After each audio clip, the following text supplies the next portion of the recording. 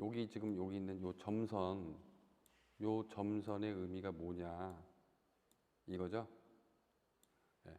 이 점선의 의미에 대해서는 제가 설명을 해드렸죠. 이게 점선의 의미가 뭐예요? 그거 아닌데. 요게 예? 뭐 썼죠? 말하면 여기 성남관리 구역으로 도로 만드는 거. 그러니까 예를 들어서 이상한데 어떤 이런 지역이 있는데 이 지역을 만약에 체계적으로 관리하기 위해서 성장관리 방안 수립을 짓잖아요. 지면 만약에 여기는 산업시설 용지, 여기는 예를 들어서 뭐 주거 용지 이렇게 그렸잖아요. 그러면 여기가 기반시설이 좀 부족하니까 얘네가 이런 식으로 도로를 이렇게 계획을 세운 거죠. 근데 이 계획 도로 얘가 도시계획 도로가 아니라고요. 도시계획 도로가 아니기 때문에 사장님이 지금 갔는데 이 점선이 이렇게 깔려 있으면 이거는 뭐냐면 화성시가 이 수용을 하겠다는 소리가 아니고 사장님이 건물을 지을 때 요 부분만큼은 건물 못 짓는 거예요. 사장님 땅인데도 불구하고. 그러니까 쉽게 얘기해서 접도구역이라고 생각하시면 돼요. 접도구역. 근데 얘는 도로기 때문에 필지를 분할을 해야 돼요. 필지를 분할해서 도로로 내줘야 돼요. 그러니까는 땅은 사장님 땅이고 소유권은 사장님 땅인데 만인이 쓸 수 있는 거예요. 그러니까 도로로 그냥 주는 거예요. 예. 그러면은 얘가 이제 이런 식으로 걸려 있으면 이쪽 사장님은 면적 손실이 어마무시하게 나는 거죠. 예? 그렇잖아요. 화성시가 사지는 않는데 여기에 이렇게 점점점을 적혀 있으면은 건물 질 수가 없고 도로 다 내줘야 되니까 요거는 면적 손실이 어마무시하게 난다. 요게 하나의 포인트. 예. 성장관리 방안에 원래 그렇게 돼 있는 거 어떻게 해요? 예. 그죠? 그래서 이 두 번째를 이렇게 보시면 우리가 아까 요게 우리 22번 도로가 이렇게 간다고 돼 있잖아요. 그리고 요 15번 우리 이렇게 있잖아요. 요게 15번이거든요. 여기. 그러면 원래 원칙적으로 물건 분석을 하려면 제가 이 도로가 생긴다고 얘기를 했잖아요. 그러면 담당 주사한테 무조건 전화를 걸어야 돼요. 전화를 걸어가지고 언제쯤 요거 시도 15호선이 생길 거냐라고 전화를 걸어야 돼요. 무조건. 그건 우리가 첫 주에 한 거는 우리가 해야 될 게 만약에 100이면 그냥 20 정도만 한 거고 나머지 80%는 사장님이 다 조사를 해야 돼요. 그게 이제 스터디인 거예요. 저희가 토지 실전 플러스 스터디 통합반이에요. 그러니까 숙제를 하라는 소리가 담당 공무원한테 다 전화를 걸어서 중요한 거는 계획이 잡혔는데 언제 할 거냐. 중요한 건 언제가 중요한 거 아니에요. 전화를 걸었더니 여기 90% 이상은 보상 완료가 됐고 공사 기간은 2년을 잡고 있다. 이렇게 얘기를 담당 공무원이 해줬으니까 그러면은 2025년부터 공사가 들어간다는 소리잖아요. 그죠? 이렇게 보시면 되는 거죠. 그리고 이제 두 번째가 예를 봤을 때 여기를 보시면 요게 성장관리 방안 수립 지역에 나와 있는 내부 도로를 토지 이음으로 쭉 당기면 이런 식으로 선으로 그려질 수 있어요. 그죠? 선. 아까 점선이잖아요. 점선을 쭉 이어보면은 이런 식으로 이렇게 선이 그어진다고요. 그러면 이 선의 모양이 요 22번 이 선하고 똑같다고요. 그러니까 예전에는 성장관리 방안 수립 지역 안에 있는 이 점선 부분이 과도한 사유재산이라고 해가지고 거의 다 없어졌는데 특히 얘는 시도잖아요. 시도는 매우 중요한 거라서 점선을 없앨 수가 없어서 그냥 남겨놨다 이렇게 보시면 되고 이 만약에 점선이 살아있는 거는 앞으로 도로가 뚫릴 거다라고 생각을 하셔도 큰 문제는 없다 이렇게 보시면 돼요. 그러니까 이게 따지고는 사거리 코너가 맞다는 게 얘를 통해서 한 번 더 증명이 된 거예요. 이렇게 보시면 됩니다. 질문이 하나 예, 도로를 개설하는데 예. 미리 먼저 도로를 개설할 수 있는 거예요? 아니면 그 부분만큼은 개발행 허가를 받으면 허가를 안 받아줘요. 그러니까 예, 여기 이 예. 필지 소유자가 예, 개발할 때 이 땅을 예, 내줘야 되잖아요. 예, 근데 그 순서를 바꿔서 예. 도로가 먼저 될 수 있는 거예요? 안 되는 거예요?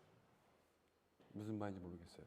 그러니까 이 정선이 예. 도로잖아요. 예, 도로인데 그 도로를 먼저 공사를 할 수는 없는 거죠. 그러니까 공사 대체가 안 되죠. 그냥 필지를 개발하면서 그 땅을 내주면서 도로 그죠, 그렇죠. 그치 하는 거죠. 예, 예, 그러니까 예, 저희 개별 필지가 먼저 예. 공사를 하면서 도로를 내주는 거잖아요. 그렇죠. 예, 예. 그죠? 예. 미리 할 수는 도로만 미리 할 수는 없는 거고. 그렇죠. 도로만 어떻게 공사할 수가 없잖아요. 왜냐면 목적 사업이 없는데 도로를 낼 수가 없으니까. 예, 되죠? 그 다음에 여기 가셨을 때 개발 부담금이라고 해가지고 얘 위성 사진을 좀 돌려보면은 조금 까다로운 게 하나 걸렸는데 얘가 이제 활초리라는 동네잖아요. 그죠? 활초리 몇 번지예요, 요게? 54 8번이죠. 여기죠. 이렇게 봤었을 때요. 이 지적을 빼버리고 개발 부담금은 혹시 아세요?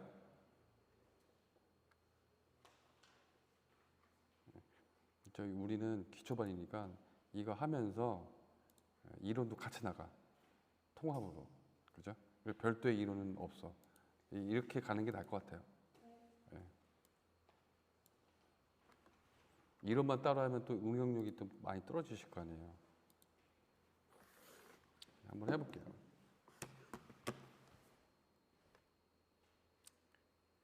사장님이 만약에 어디서 이런 땅을 하나 샀는데 이 땅을 왜 샀냐 했더니 용인 남사면인데 여기에 이게 도로가 뚫린대요. 그죠? 그래서 아 여기가 가격이 폭발적으로 증가를 하겠구나 하고선 요 땅을 이렇게 사신 거 아니에요. 그죠? 그러면 여기다가 이제 인허가를 이렇게 넣으실 거 아니에요.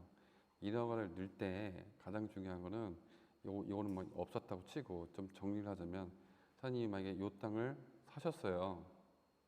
그러면은 요거를 그래프로 그리면 요때 원형주로 사셨을 거 아니에요. 요때 공시지가가 있겠죠? 그러면 요 공시지가가 만약에 여기서 10만 원 이렇게 계산을 한번 해보면 요 땅을 나중에 사장님이 공장이 됐거나 일반 음식점으로 지실 거 아니에요. 그러니까 최종 결과물은 이렇게 뭐 공장이나 뭐 하면은 이렇게 졌을 거 아니에요. 그러면은 이때 공시지가가 올라가죠. 여기 한 40만 원 이렇게. 그죠?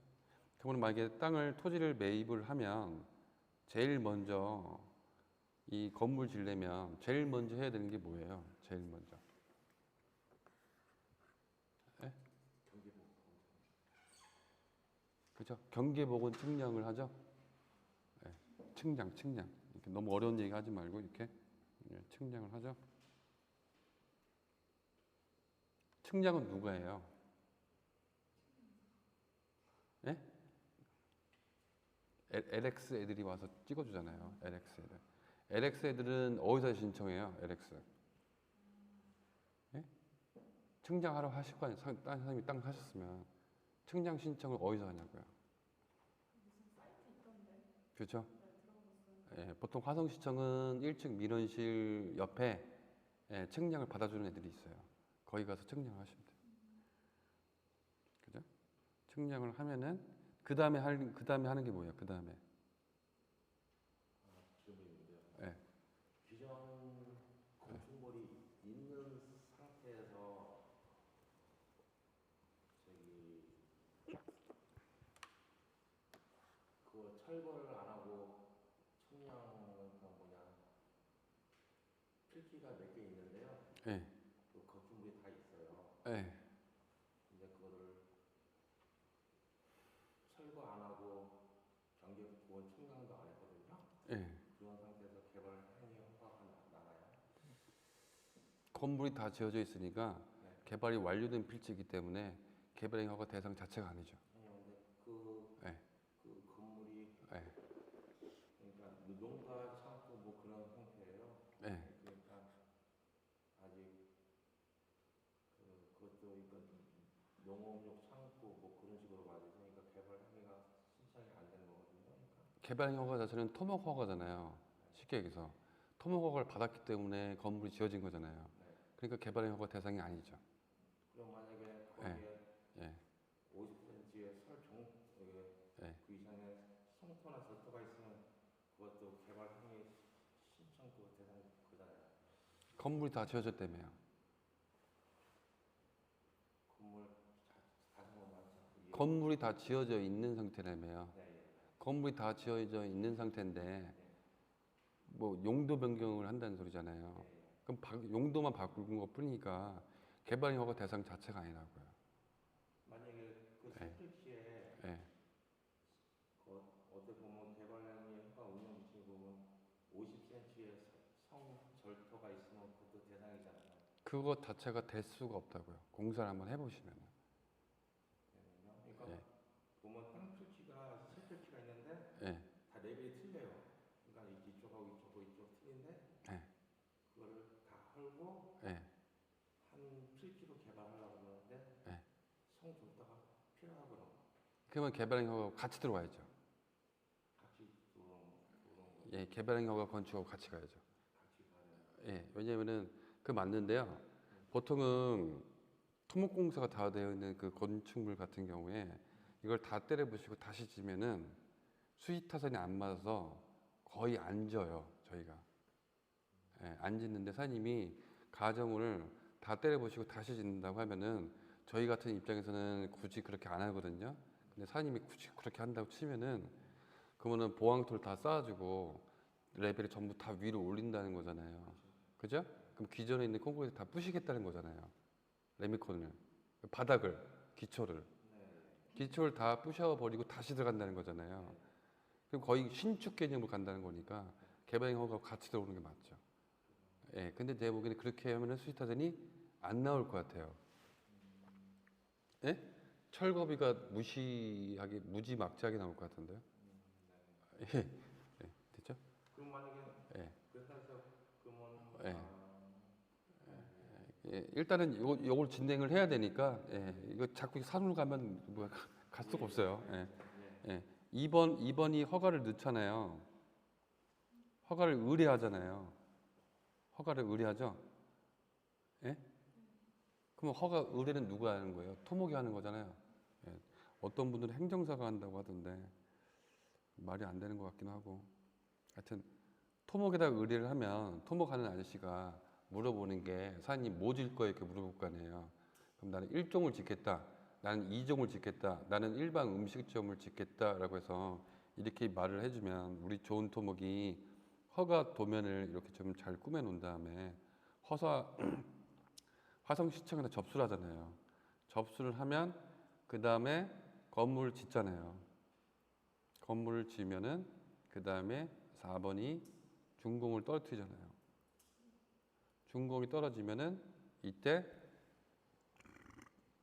1종 소매점이나 근생은 지목이 대로 가는 거고 2종 근생 제조업소나 공장은 지목이 장으로 가는 거죠. 이렇게. 중요한 거는 준공이 떨어지면 요때 발생되는 게 1번 준조세가 붙거든요. 세금이. 예, 이거 보면은 그냥 제가 질문 안 할게요. 예. 첫 번째로는 지목 변경 취등록세가 한번 나와요. 지목 변경. 전답 이마에서 대나 장으로 가기 때문에 지목 변경 취등록세가 한번 나오거든요. 퍼센테이지는 내 입으로 물어보지 마시고 구글로 물어보세요. 그럼 나와요. 그 다음에 두 번째로는 요 건물 있잖아요. 건물을 새로 졌기 때문에 요거는 건물에 대해서 원시 취득이에요. 그래서 건물분 취등록세 여기 하나 나오고요. 그 다음에 또 뭐가 나와요? 요때 개발 부담금이 하나 나오고 그 다음에 네 번째가 혹시 상가로 지면 하수다 원인자 부담금이 나오거든요. 그거 혹시 아세요? 하수도 원인자 부담금. 네?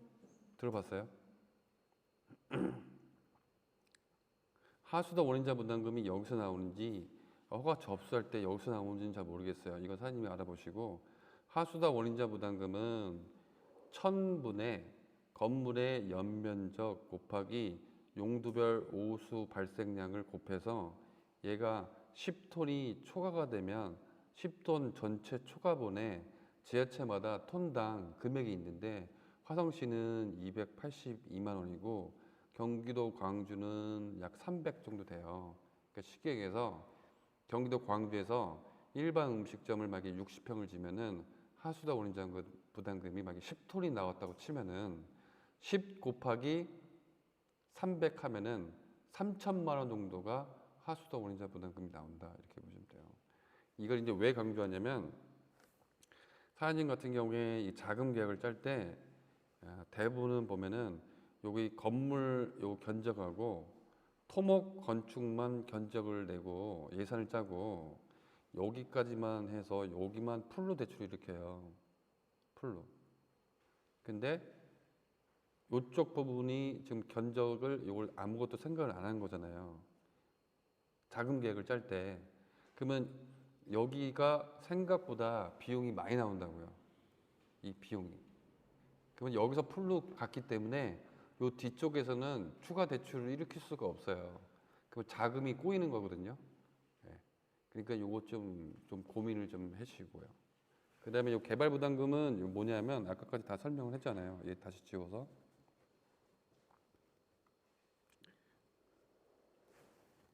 다시 설명을 해드릴게요. 개발 부담금. 그러면은 아까 처음에 여기 때는 10만 원이고 준공을 띄었을 때 얘가 40만 원이면 요 차익이 있잖아요. 그죠? 요게 30만 원이잖아요. 요 30만 원에 개발 허가 신청 면적이거든요. 허가 면적. 요 허가 면적에 빼기 기존에 납부했던 부담금이 있어요. 뭐 농지면 농지조정 부담금, 산지면 대체산림조성비, 그 다음에 지목변경 취등록세, 그 다음에 요 토목공사비 요걸 빼요. 요걸 뺀 거에 25%를 납부를 하게끔 되어 있거든요. 근데 요 토목공사비가 2,700 이하면 표준 비용으로 계산할 수가 있어요. 그러니까 원래는 토목공사비 같은 경우는 100% 다 견적서를 제출을 해야 되는데 견적서를 다 제출하는 게 너무 힘들잖아요. 그래서 2,700 이하 같은 경우는 표준 비용으로 계산할 수가 있어요. 그래서 산지하고 산지 외가 있는데 이 표준 비용은 저희 책에 보시면 표준 비용이 있으니까 그거 갖다 쓰시면 돼요. 그죠? 예. 요게 개발 부담금인데요. 이걸 왜 자꾸 하냐면 개발 부담금이 많이 나와서 그래요. 생각보다. 예, 한번 해보시면. 그러면 가장 중요한 게 요 종료 시점에 40만 원 알겠는데 그러면 요 개시 시점에 요 10만 원은 어떨 때 쓸 거냐 이게 포인트거든요. 그건 이제 다 설명을 했으니까 다시 넘어와가지고 아까 이렇게 얘가 만약에 일반 음식점으로 진다고 하면은 우리 현장 갔으니까 음식점이 여기 있었잖아요. 그죠? 그러면 얘 개발 공시가를 따지면 여기가 37만 원이잖아요. 그러면은 얘를 따졌을 때 얘가 이쪽이 39만 원이고 지금 개시 시점이 얘잖아요. 그죠? 얘 공시가를 뜯어보면은 얘가 39만 원으로 돼 있어요. 얘가 지금 현재. 그러면 개시 시점하고 종료 시점하고 공시지가 똑같잖아요. 그러면 개발 부담금이 없어요. 이렇게 계산하면 안 된다고요. 이렇게 계산하면 안 돼. 이렇게 계산하면 안 되고 이 배경지도를 다 돌려야 돼요. 돌려서 얘를 뒤로 돌리면 산을 언제 깠냐가 중요한 거거든요. 그러면은 지금 산 깐 게 2015년에 깠잖아요. 그러면은 얘 공시가를 얼로 써야 되냐면 2015년 걸 써야 돼요. 그래서 66,000원 아니면 59,000원. 그러니까 6만 원짜리를 써야 돼요. 그러니까 여기 6만 원 이렇게. 그러면은 요 차익이 얘 그냥 쉽게 얘기해서 40만 원 놓고 보면 34만 원이잖아요. 34만 원에 요 면적을 곱하는 거잖아요. 개발행 허가 면적을 곱하고 그 다음에 이거 쭉 계산 한번 해보면 제가 계산을 해봤을 때 얘 개발부담금 예상 금액은 한 7,500만 원 정도가 나오는 것 같아요. 요 한 필지 요거. 이게 왜 그러냐면 나중에 사장님이 이걸 털고 나올 때 매수자가 꼭 어떻게 얘기를 하냐면 내가 시청에 가서 물어봤는데 개발 부담금이 7,500 정도가 나오니까 사장님이 받고 싶은 금액이 150만 원이면 150만 원을 다 받을 수 있는 게 아니고 20만 원 깎아주세요 이렇게 얘기한다고요. 그럼 우리 분양가가 그만큼 줄어드는 거잖아요. 예, 그리고 우리가 손실이 많이 나는 거죠. 예, 이렇게 보시면 돼요. 그리고 두 번째로는 요 개발 부담금이라는 거는 이 지목이 변경되는 사업의 엔드 면적이거든요. 지목이 변경되는 사업의 요 면적인데 면적은 도시지역하고 비도시지역이 있어요. 그러면 도시지역은 990이고 비도시지역은 1650이에요. 근데 요 필지는 다 계산을 한번 해봤더니 1650이 넘어갔죠. 네, 넘어갔으니까 이건 개발부담금 대상이 맞는데 혹시 모르니까 화성시청에다가 전화를 거세요. 전화를 거시면 제가 전화를 걸었을 때는 이거는 채취 허가를 동일인이 받았다고 얘기를 하더라고요. 동일인. 개발부담금도 5년 합산이에요. 그죠? 네, 이렇게 보시면 돼요. 그래서 동일인이 허가 신청했다는 얘기는 예, 그러면 저 면적에 넘어가니까 예. 개발 부담금이 해당된다는 말씀이죠? 그쵸, 예, 된다는 거죠. 그러니까 이게 예를 들어서 사장님이 어떤 이런 땅이 있는데, 그죠? 이 땅을, 그러니까 이거는 좀 설명을 한번 해야 돼. 많이 물어보시길래 자꾸 얘기를 해도 못 알아듣시는 분이 많아가지고.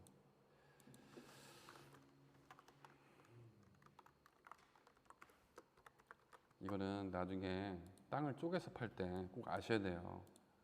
실수하시면 안 되니까. 이 145, 원래 이 필지가 원래 이 두 필지예요. 예? 번지가 쪼개졌잖아요. 쪼개진 거죠. 얘는 예정도로잖아요. 도시계획 도로가 생긴다고 하니까 이하 씨가 상가부지로 만들려고 지금 이렇게 분할을 해놓은 거잖아요. 근데 얘는 토지 이용 계획을 떠주면 얘는 지금 생산 녹지로 돼 있죠. 그럼 생산 녹지니까 도시지역이니까 990으로 쪼개 될 거 아니에요. 그래서 얘 면적이 989로 쪼갠 거 아니에요. 그죠? 순서가 필지를 이렇게 두 필지로 쪼개 놓고 그 다음에 A라는 사람이 허가를 넣고 그 다음에 B라는 사람이 넣으면은 요거는 인정을 해주겠는데 순서를 잘못 정해가지고 이쪽 사람이 통으로 이렇게 인허가를 넣었어. 통으로 인허가를 넣으면서 요 필지를 쪼개놓고 이거 A-1 이렇게 분양을 할 수도 있잖아요. 이러면 허가를 넣은 사람이 똑같은 A잖아요. 그러니까 이건 동일인으로 본다는 거죠. 그죠? 그래서 얘 같은 경우는 가장 좀 실수할 수 있는 게 그러면 요게 개발부담금의 개시 시점을 2024년으로 볼 거냐 아니면 2016년으로 볼 거냐. 그죠? 그래서 이 개발부담금 담당하는 공무원한테 가가지고 직접 물어보셔야 돼요. 그래서 만약에 요게 좀 금액이 크면은 좀 이거 우리한테는 좀 마이너스가 많이 나는 거고 만약에 얘가 2014년도에 허가를 받았는데 토목공사는 안 했대요. 예? 그러면은 담당 공무원한테 얘기를 해서 그러면은 예를 들어서 이게 만약에 1900 뭐 이런 일은 없겠지만 2000년도에 허가를 받은 게 있대요. 그럼 당연히 공시지가 더 내려갈 거 아니에요. 그러면 담당 공무원한테 그러면 내가 요 개발행 허가를 죽이고 2024년에 다시 넣을게. 예? 그러면 허가를 죽이고 다시 들어가면은 개시점의 공시지가가 여기는 지금 59,800원인데 지금은 공시지가가 그래도 한 20만 원 정도 올라갈 거 아니에요. 그러면은 우리가 납부해야 될 개발 부담금이 그만큼 줄은 거죠. 그죠? 예. 그거는 담당자한테 얘기를 해요. 뭐 우리가 토목공사를 안 했기 때문에 이제 서류상으로만 허가를 받은 거잖아요. 그럼 우리가 허가를 죽이고 내가 다시 들어가겠다. 다시 들어가면은 개시 시점을 그러면 최초 허가를 죽었으니까 다시 들어간 그 시점으로 개시 시점을 봐줄 거냐? 그럼 담당 공무원이 봐주겠다고 하면은 그럼 허가를 죽이고 다시 들어가는 게 나을 수도 있는 거죠. 근데 여기 현장 갔을 때 막 인벽 공사 같은 거 해놨었잖아요. 그러면 개발행위 허가를 죽이고 다시 받을 때 그건 불가능한 거예요. 원상 복구할 필요는 없어요? 아니 이거는 토목공사 안 했을 경우에 한해서. 토목공사 안 했을 때. 예, 그냥 서류로만 허가 받았을 경우에. 예, 그죠? 이런 건 토목공사 깠잖아요. 네. 이런 건 인정할 수가 안 되는 거고. 그리고 또 궁금한 게 이 예. 개발 부담금을 납부하는 시기가 언제예요? 아까- 준공 직전이에요? 아까 설명했잖아요. 사용 수익이 끝나면 나온다고. 아 그때 나와요? 예, 예, 그죠? 그래서 개발 부담금 예정 통지서가 발부가 돼요. 네. 그때 이제 이의 신청을 하라는 거죠. 됐죠? 그리고 참고로 개발 부담금은 공시지가 방식이 있고 시가 방식이 있어요. 공시지가 방식하고 시가 방식 두 개 중에 사장님이 선택할 수 있어요. 네? 그러니까 이것도 설명을 해드릴게요. 개발 부담금이 공시지가 방식이 있고 시가 방식이 있거든요. 그거는 아까 얘기했잖아요.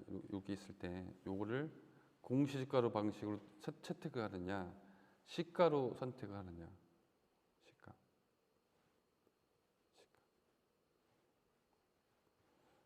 시가로 선택할 수 있는 거는 만약에 사장님이 부동산 중개사무소에 가가지고 계약서를 쓰고 부동산 거래 신고를 했을 경우가 있을 거고, 우리처럼 뭐 경매로 낙찰 받았을 때 경매 낙찰 금액이 있을 거 아니에요.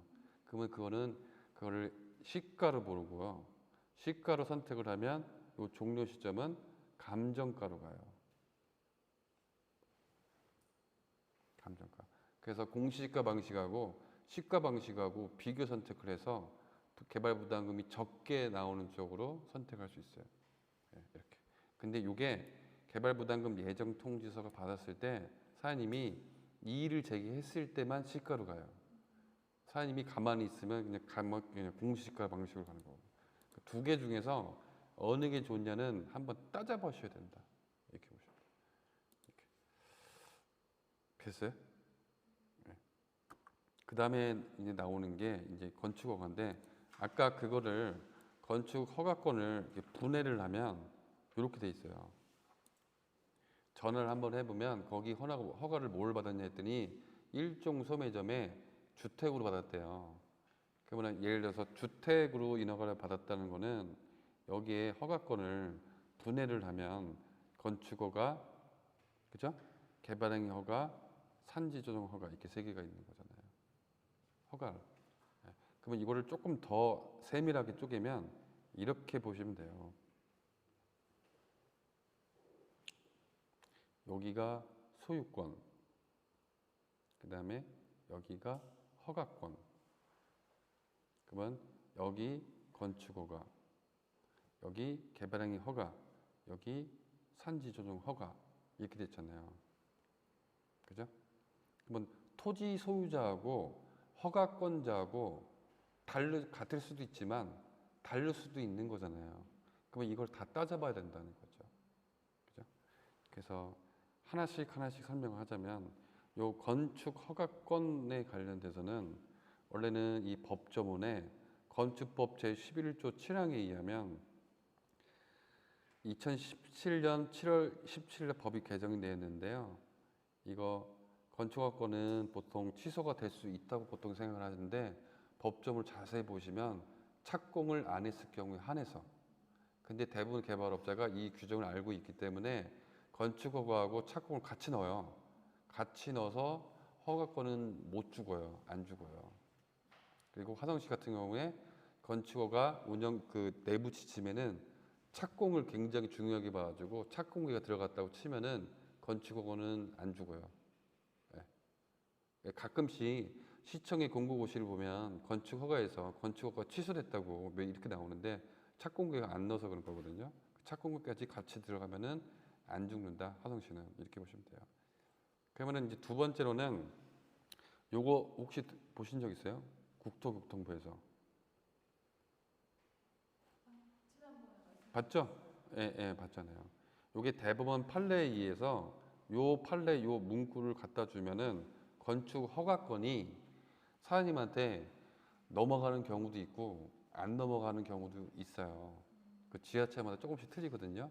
어떤 지자체는 허가권이 딴 개발업자가 갖고 있어도 이걸 갖다 주면 허가권을 넘겨주는 애들도 있어요. 그러니까 이거 한번 전화로 하지 마시고 질의 회신하세요. 질의 회신. 예. 그러면은 이 건축부서에서 이 지침에 의해서 허가권을 착공계가 들어갔어도 넘겨주겠다라고 얘기를 해주면 그러면은 안전빵으로 되는 거죠. 예. 이렇게 보시면 돼요.